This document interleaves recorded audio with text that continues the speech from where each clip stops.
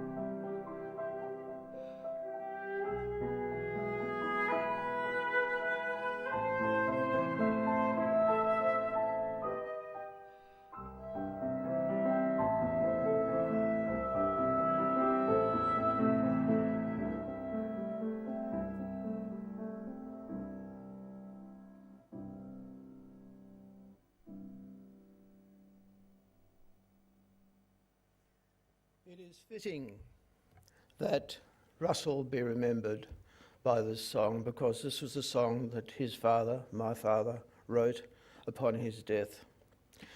And it is fitting that he be remembered as with a flute transcription of that song, because Russ was in fact a musician and he was a flautist. Before we start, my thanks to the Australian War Memorial for giving me a second opportunity to address this book with them. And my thanks to them for the particular contribution they made. And many of the photographs in the book, and there are a considerable number, were actually contributed by the War Memorial. For that I am supremely grateful. My thanks to specific people, Carly Walker and Nadia Perigosi, and of course to Stuart Baines, who just introduced you. Or introduced me. Somewhere buried in this audience there is a choir, and if we're very, very good, they might even sing for us.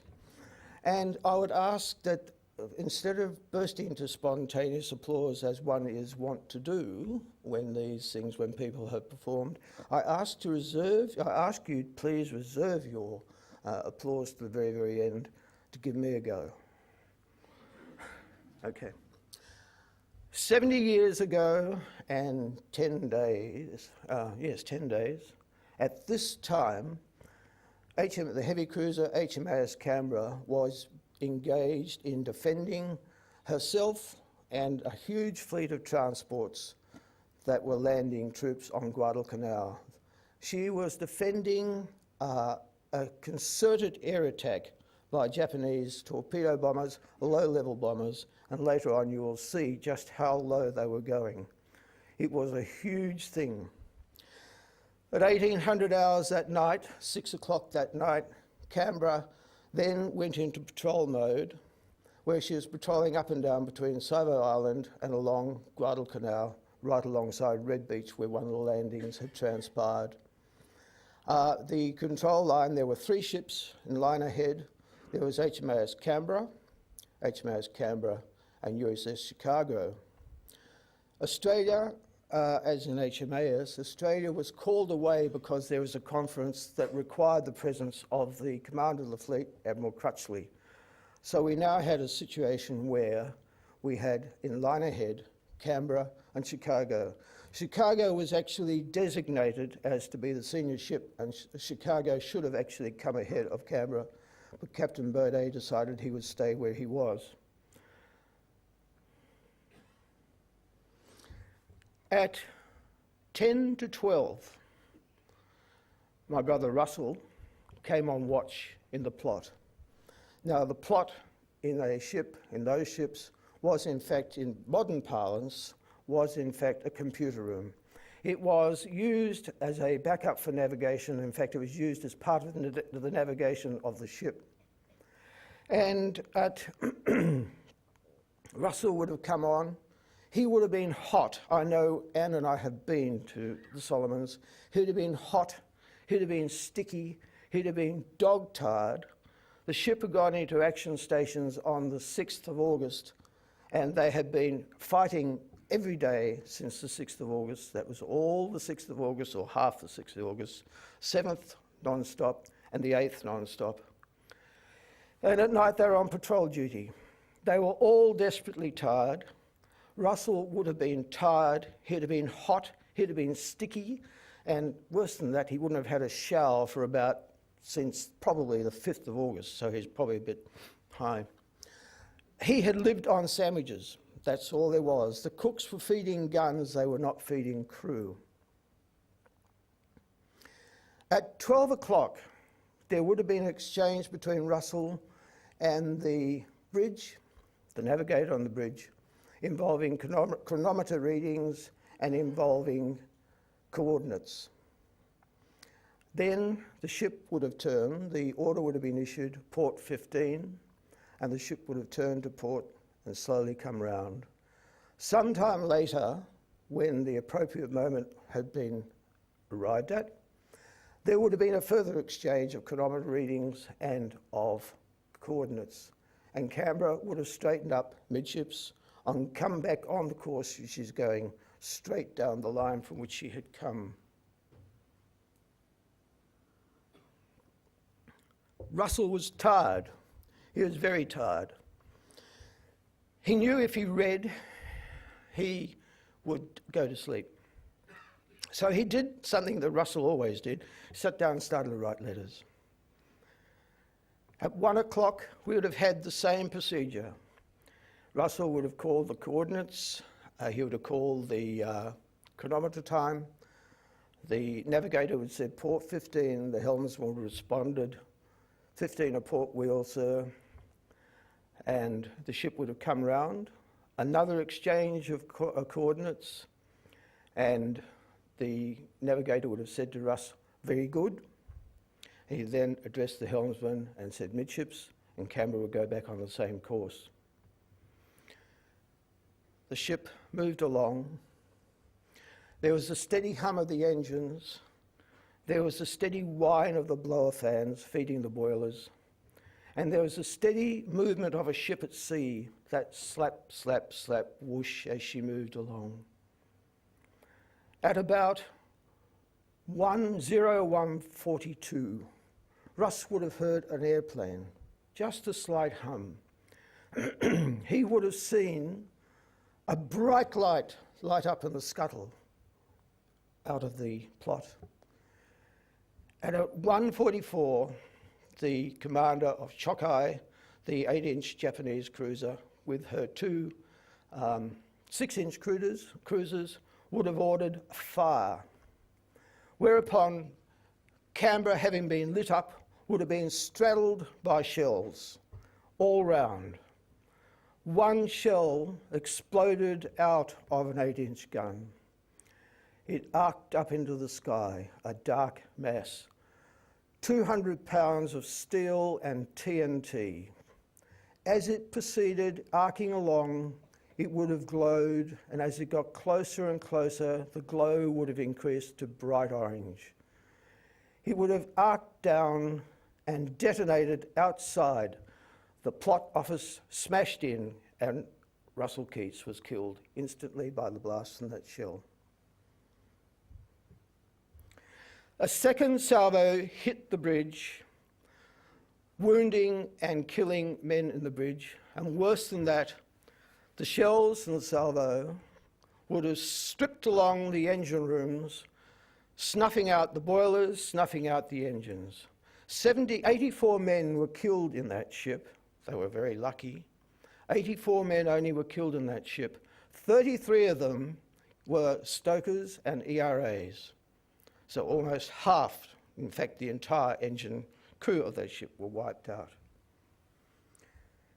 The implications were horrendous.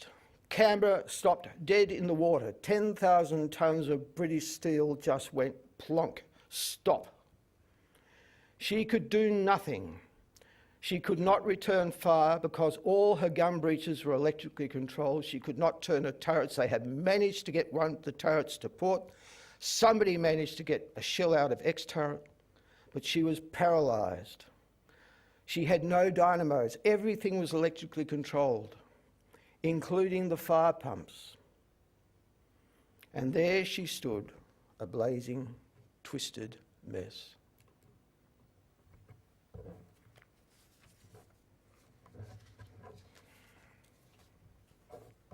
How could this all be? How could that ship have been so easily penetrated?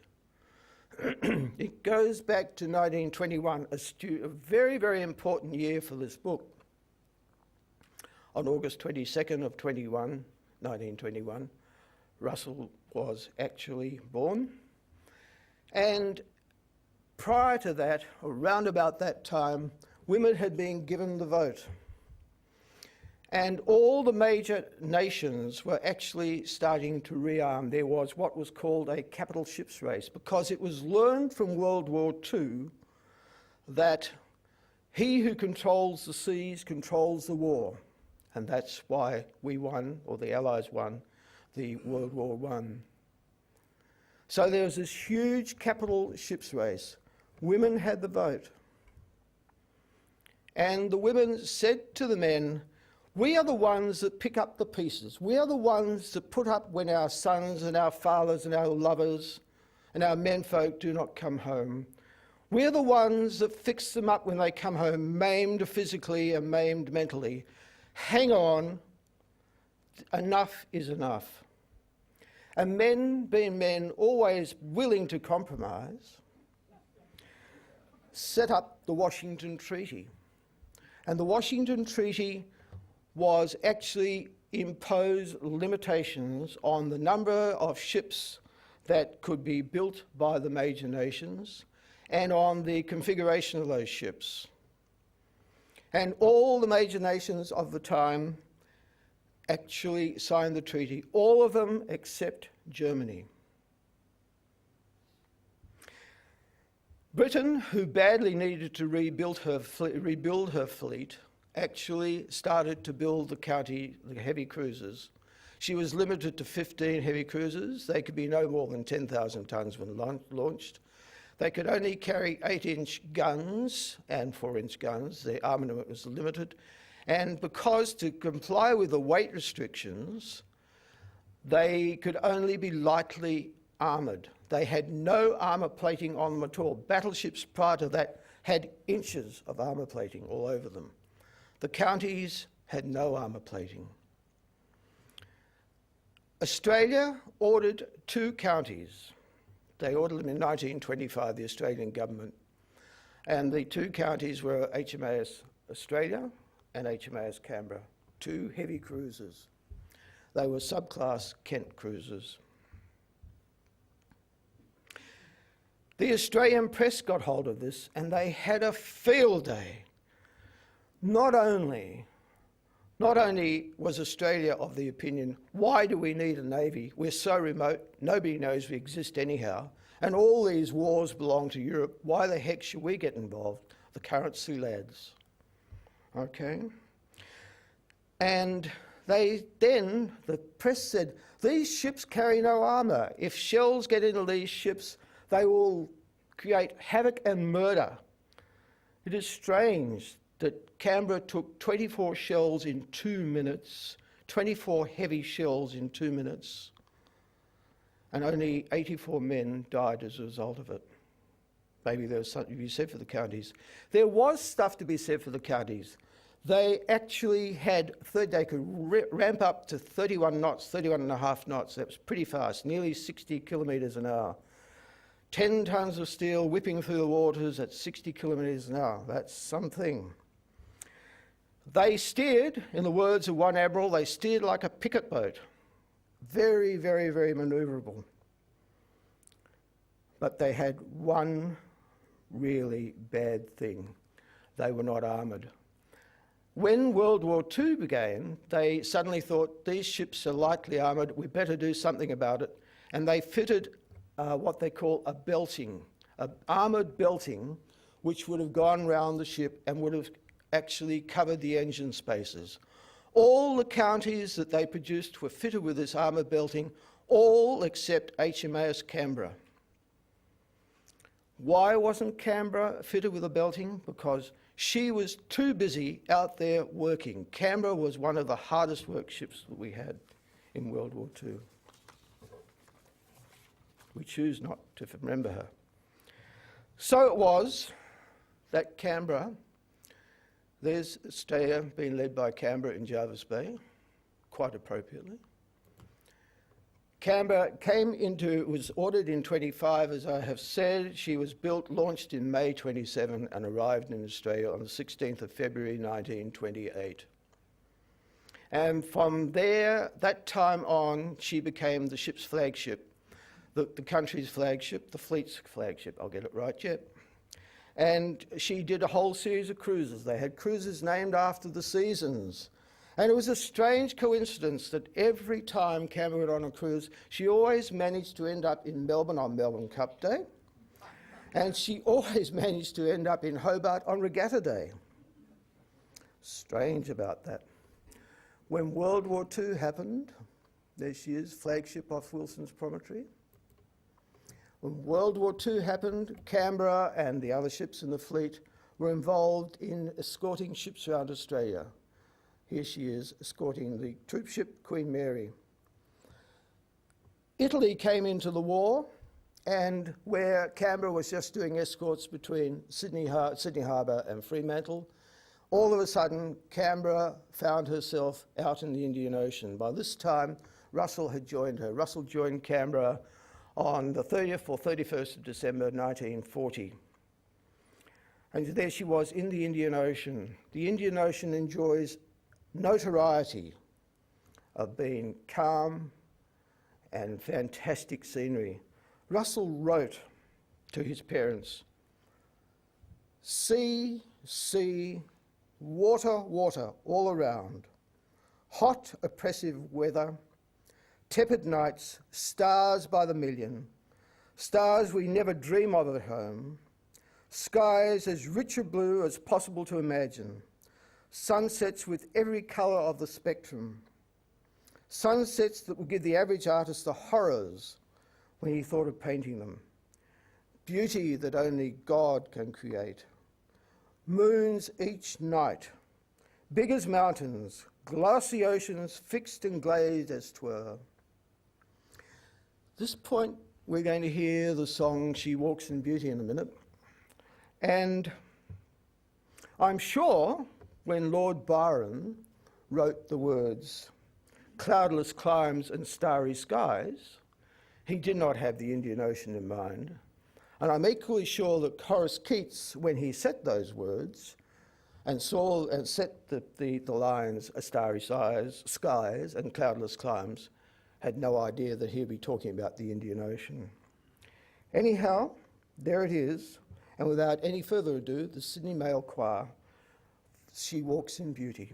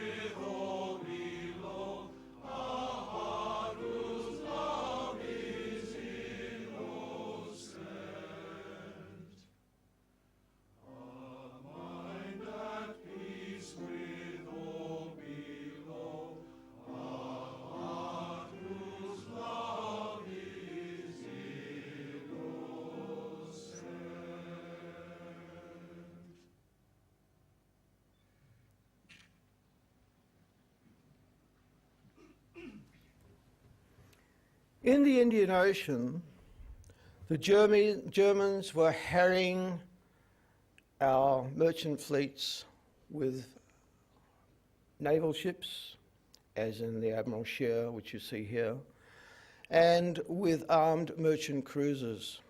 And they were making considerable inroads because the nature of the operation was such that they, being not so much the Admiral Scheer, but the merchant cruisers, because of their innocent appearance, could get quite close to other ships. They would manoeuvre in closely, and then they would whip up the German ensign, whip down the sides of the ship, and all hell would break loose. And there was a concerted effort to get out there and to try and find these. And they were looking for the Admiral Scheer. Russell made oblique references to the Admiral Scheer, which I quote in the book. She had 11-inch guns. Canberra had 8-inch guns. Admiral Scheer could have sat back and she could have just plastered any of our ships before they got close. So it would have been a suicide mission. Fortunately, at that stage of the game, the Admiral Scheer left the Indian Ocean, but she left a whole lot of merchant ships behind doing her dirty work for her. And we had a situation arise with Canberra where eventually they came across 2 merchant cruisers that refused to obey their signs to stop, the Canberra's orders to stop. and it transpired Canberra immediately took the view that these were enemy merchant or merchant ships, merchant cruisers. When the captains had this, a couple of the counties had a couple of the Allied members of the Allied fleet had very, very bad experiences. They had come across these innocent-looking ships, come up alongside them quite close, and they had some very, very nasty shocks inflicted. So the captains, with due discussion, thought, well, the clever way to do this is, in fact, where you see one of these vessels come up, get out a mile or so away, do as much damage to them as you can, and once you've got them nicely damaged, fired up, move in and finish the job off. Canberra came across the Kittigbovik and the Coburg, and she ordered them to stop, and they just disobeyed, and she fired a warning shot, and they just kept doing what they were doing, so Canberra set to. She sent her walrus up as a spotter plane to see what was going on. I'm sad to say that Canberra straddled the ships, did not get one shell on board, but it gave the ships such a hell of a shock that they fired their scuttling charges, and Canberra won the day. That evening, when the steward of Captain Farcombe, who was captain of Canberra at the time, congratulated him on his success, Farcombe said, "Bloody bad gunnery, good Eve." He was not impressed. There was something actually wrong with their coordination. Russell wrote about the engagement, and at that stage of the game his action station was 'tween decks. He was a supply assistant. His action station was 'tween decks, and he gave quite a graphic description of what it is like to be in 'tween decks when these actions are on. I have a pretty fair idea because I did some time in Naval Reserve myself, and I had one day of my life where I never saw the sun. We went into action stations early in the morning and didn't come out until late in the evening. And I just didn't realise how much I would miss the sun. These boys did it day in and day out. The Admiralty, in its wisdom, issued a directive, and the directive was such that when you see these merchant ships, you will close. You will not stand off at 19,000 yards and try to sink them. You will close them and get on with the job. HMAS Sydney.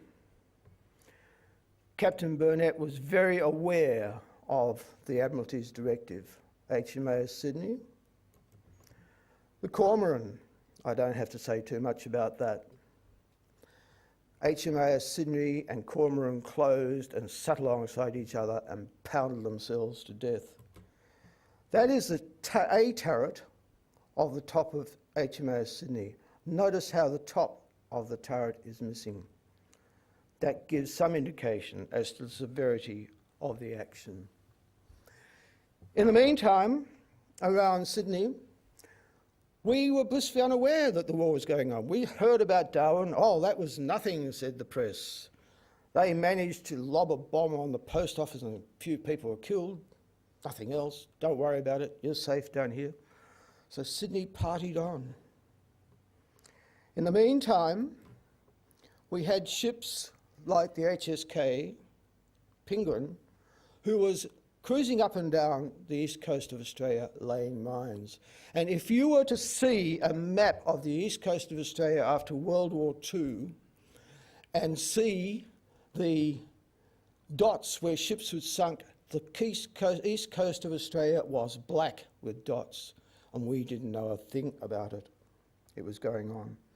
There was a mine presumably laid by Penguin. In May 1942, Canberra was back in Sydney Harbour. She had been working very, very hard. She had come in for a refit. Canberra went for refits when she just about fell apart. Otherwise, they just kept her working. And in Sydney Harbour, on May the 31st, Sydney partied on regardless. The American sailors were in town. The girls were having a wonderful time, my sister included. and Canberra had come out of refit, and she was there on number 1 buoy in Farm Cove.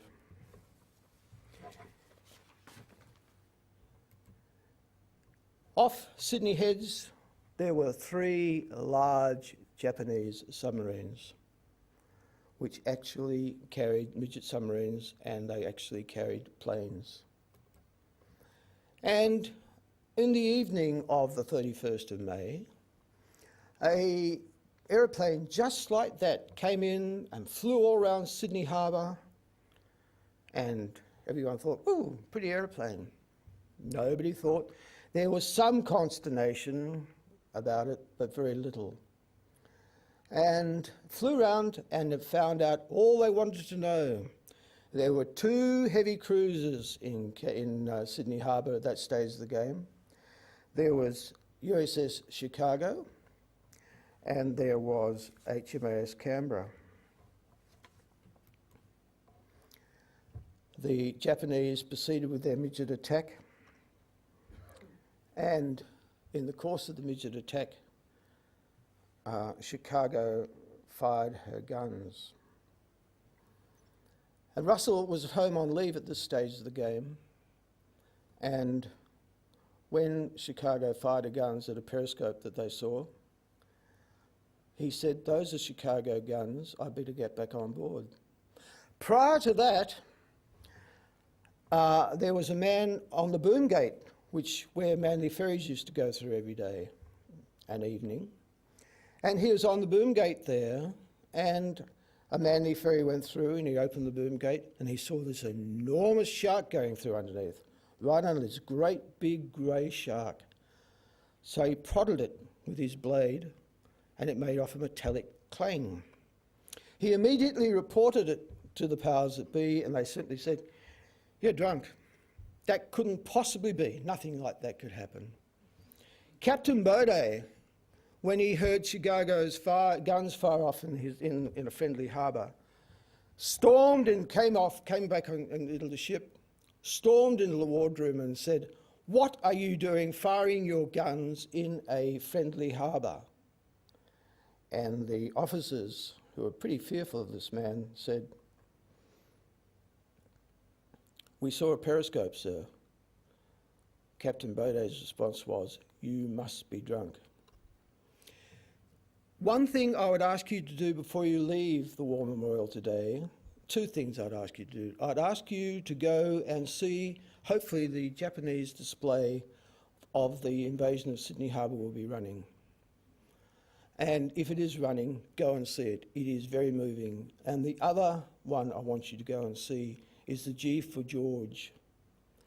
I speak very feelingly about G for George because my stepfather actually flew Wellingtons in World War II, and I wrote another book about him, which is up there for sale, called Just Made It. It was about his experiences in World War II.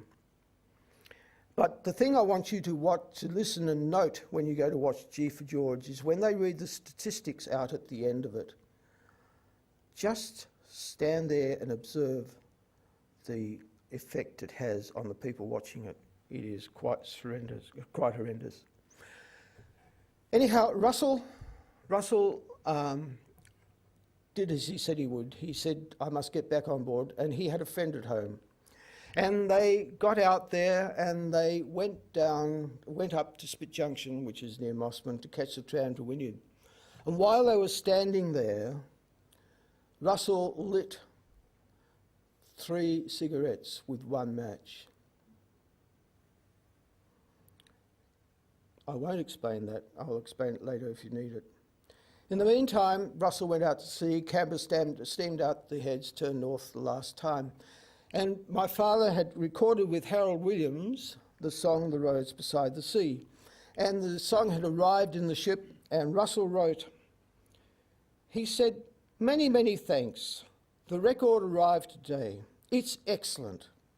It gives me much pleasure and satisfaction to sit back listening to it, knowing that it is you and yours, and believing firmly that it's the start of much more to come. Good work, Dad. Keep it up. Nothing like a rah-rah from your son." Okay, here is "The Roads Beside the Sea."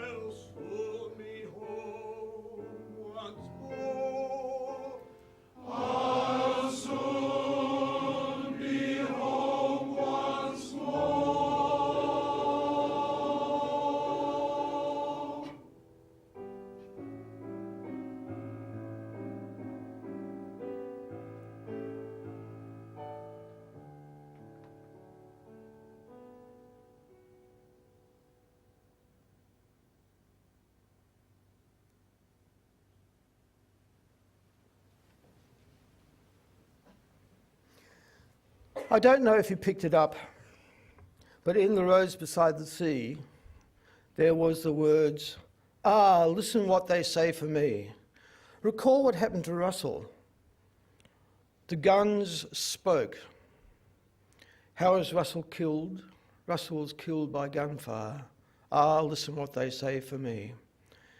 He responded to the guns. In his last letter, as I said, Dad, good work, keep it up. And Dad did. Sydney was in one hell of a state. Here was this country that really and truly no one was interested in. All the wars had been fought in Europe. And here they were, they'd had the gall to come into a place. Morale was low.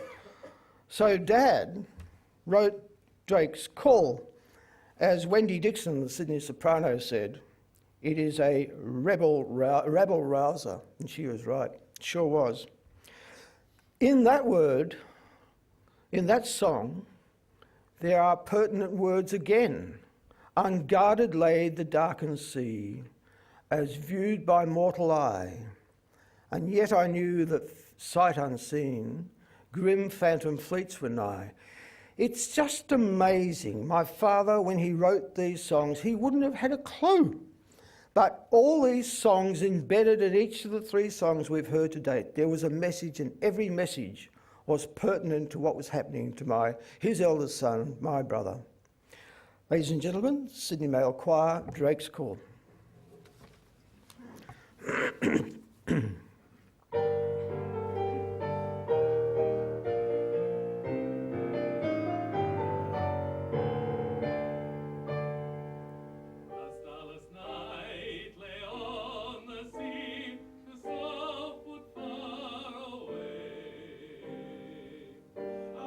Song of wind and wave, Drake's drum began to play. Then with his drum I heard Drake's call, ring down the channel over all.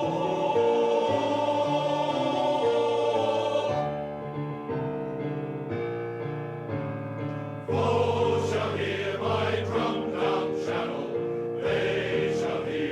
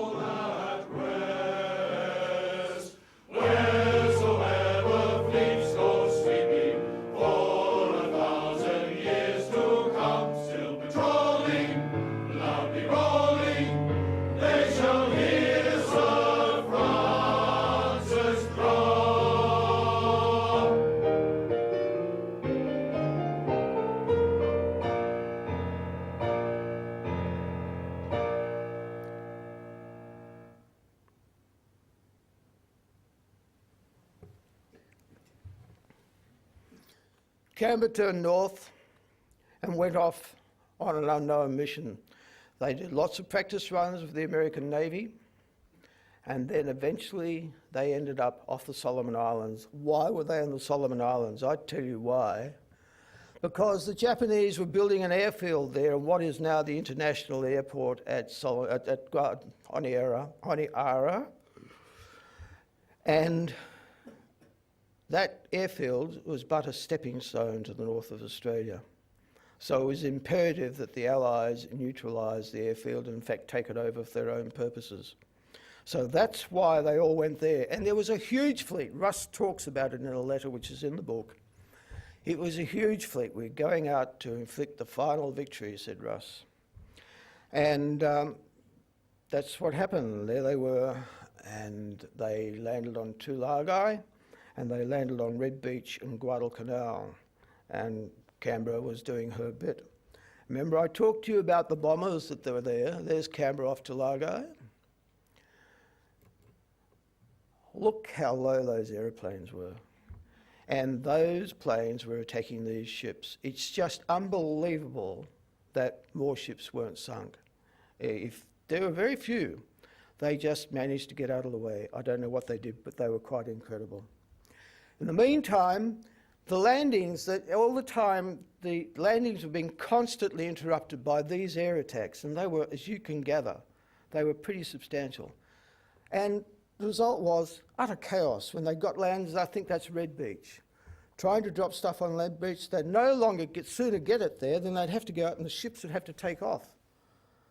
Otherwise, the ships and the rest of the soldiers that weren't landed or the rest of the gear that wasn't landed would just be absolutely annihilated. So there they were. Unguarded lay the darkened seas viewed by mortal eye. You've heard it now. And that evening on the 8th and 9th of August 1942, the ships were patrolling Canberra, Australia, Canberra, Chicago, off Guadalcanal. Australia was called away, and they had sentries, destroyer sentries posted at either end of an area they call the slot. And the Jap fleet got through those sentries, and none of the sentries saw it.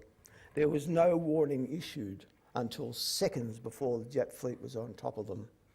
And then Patterson issued a warning. The USS Patterson issued a warning. In the book, I do not go into the strategies of the whole thing. I dealt with what it was like to be in a ship during an action and what it was like to be in a ship after the action. And I did that in considerable detail. I did this because I just like people to understand. People dismiss the Navy. All the stuff, I don't want to do a row on this one, but all the stuff we hear about is all about the Army. They forget what goes on in naval ships because half the time they don't know what's happening. Okay, the Japs went by and they destroyed Canberra, left her a blazing wreck. We know about that part.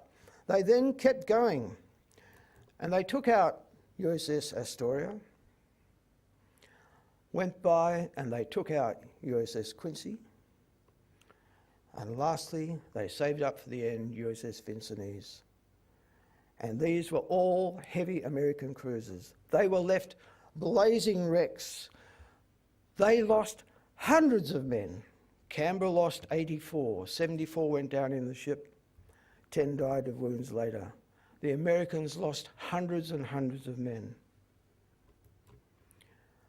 Look at Quincy, a fire there with a searchlight on him.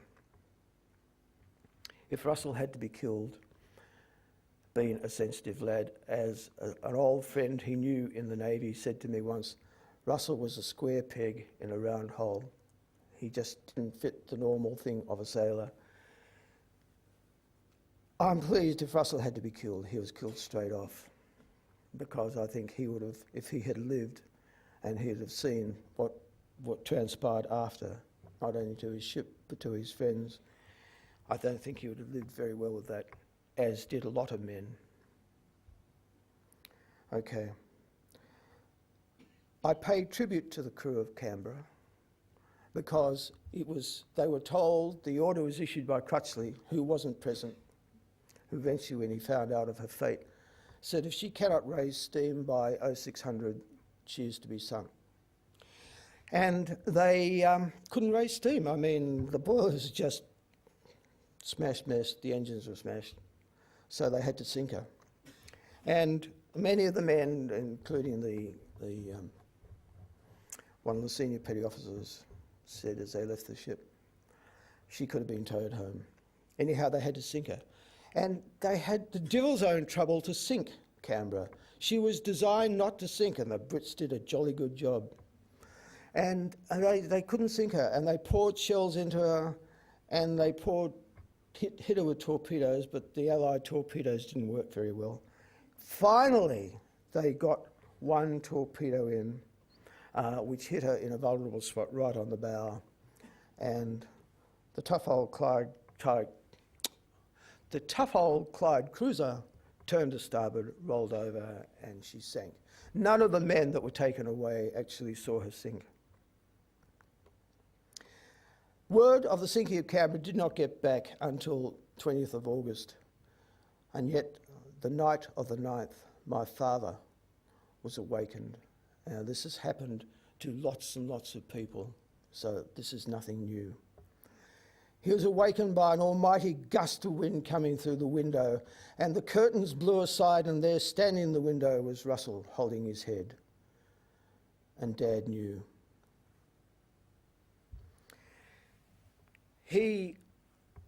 When word got back to him, he stopped writing. He was being quite prolific. He had stopped writing. In fact, he died eventually. When he died, we know he died of a broken heart.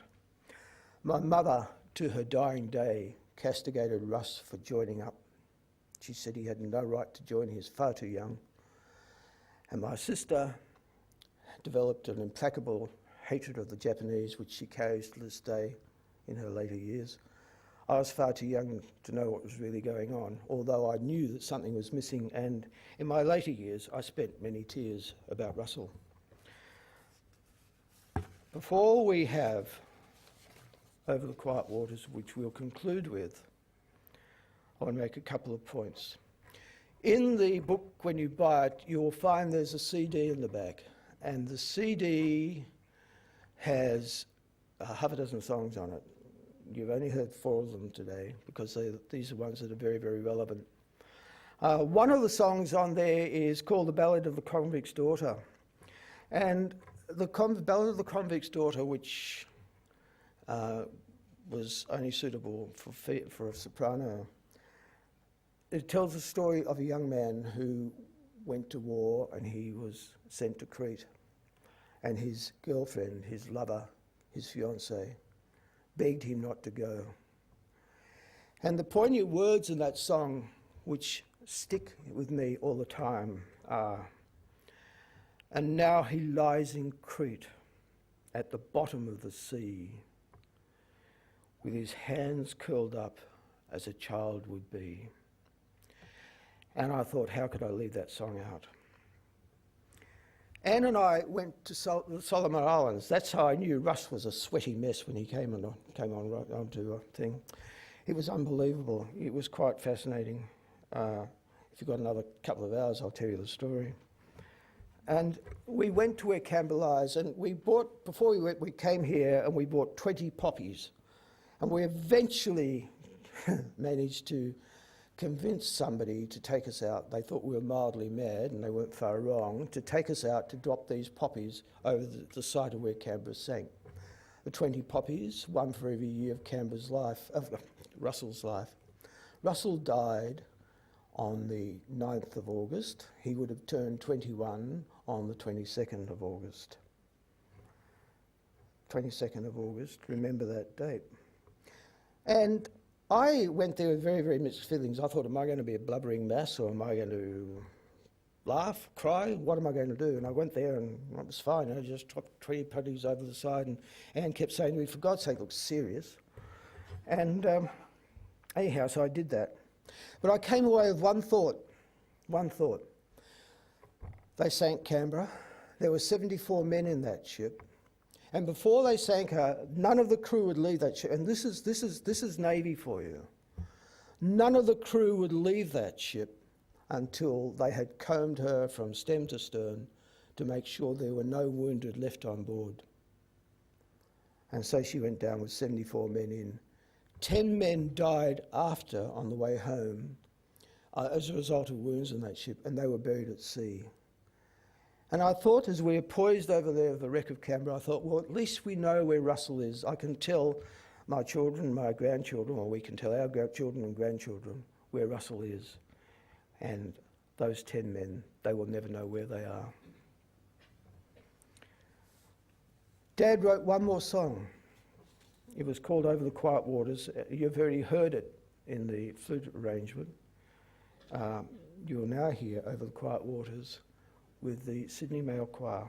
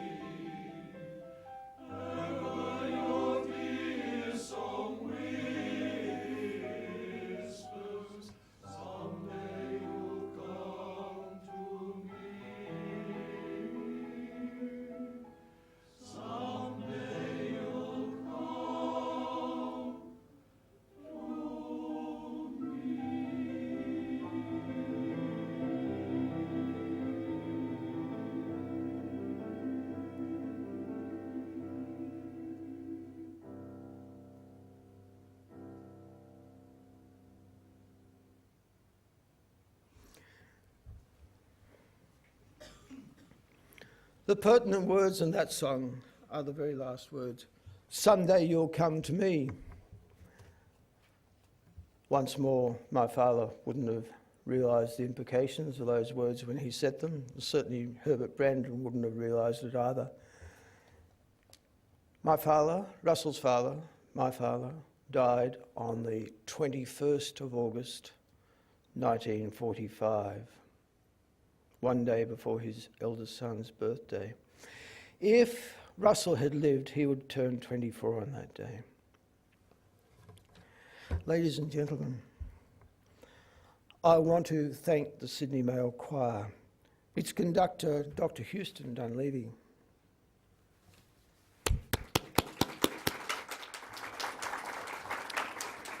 The pianist on this occasion, Bethany Morris. The soloists, in order of appearance, Brian Lawler, Neil Beveridge, Lee Owens, Tom Coughlin, Wolf Van Kela,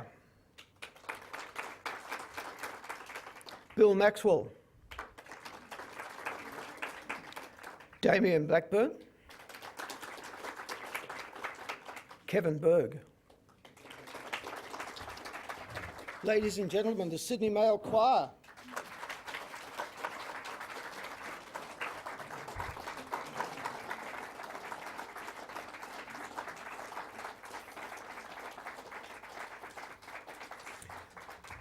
Finally, one final word.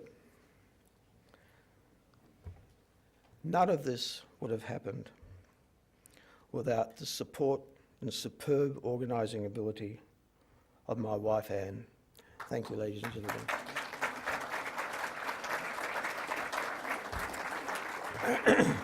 On fear of death, you've got 5 minutes to ask questions, otherwise Houston's going to kill me slowly after. Has anyone any questions? I knew I was pretty thorough. No? No, that's fine. Thank you very much indeed.